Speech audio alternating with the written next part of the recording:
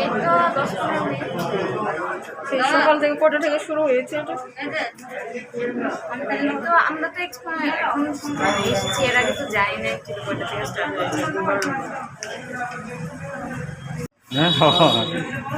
আমরা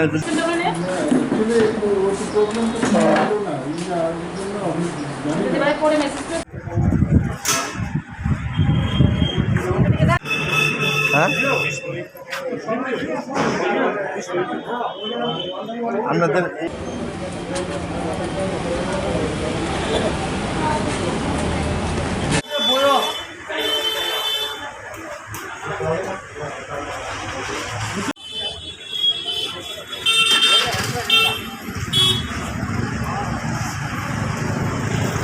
মানে ভ্যাকসিন আসলো, তখন আসার পরে ভ্যাকসিন দেওয়া হতেছে, এই কারণে গ্যাদারিংটা সৃষ্টি হচ্ছে, নাহলে এত গ্যাদারিং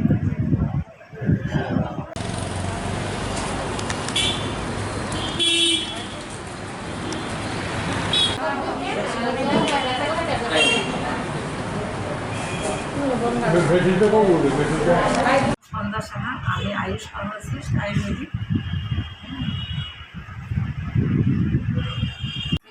কাছে দিকে সুব্যবস্থা আছে, বসার সিট আছে অ্যাভেলেবেল, এরপরে ফ্যানের বাতাস আছে এবং মানে যানবাহনের খুব সুবিধা আছে, যার লেগে দিকে মানে আমাদের এখানে মানে 22, 23, 24, 25, তারপর শুধু নট অনলি ওয়ার্ড ভিত্তিক, আদারওয়াইজ অন্যান্য প্লেস থেকেও এদিকে আইএসআর টিকা থেকে দরকার আছে, যার লেগে এই এদিকে গ্যাদারিংটা বেশি, কোনো মানে ভাগাভাগি সিস্টেম নেই। তো এই যদি ভাগাভাগি থাকতো, ওয়ার্ড ভিত্তিক থাকতো, তাহলে এতটা পেশেন্ট স্টাফ নার্স পরশুদিন মানে টেস্ট করা হয়েছে, তার করোনা টেস্ট করা হয়েছে, তার পজিটিভ পাওয়া হয়েছে। পজিটিভ পাওয়া যাওয়ার পরে কালকে তার রিপোর্ট আসছে পজিটিভ। তো আজকে আমরা যখন এই মানে ডিসিশন করলাম, তখন ফোন করছে পজিটিভ কেস করার পরে তখন আমরা যুবনগর ফোন করলাম, যুবনগর থেকে এই স্যানিটাইজ করার লেগে পাঠাইছে।